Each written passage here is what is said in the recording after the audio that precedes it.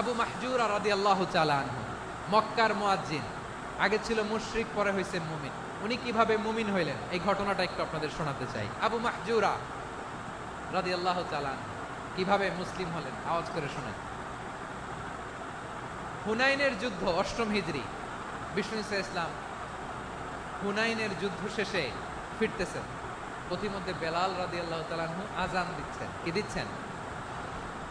তো পাশে ছিল মুশরিকদের একটা পল্লী, কিছু মুশরিক তরুণ, কিছু অমুসলিম কিশোর, তারা আজানকে ব্যঙ্গ করতেছে।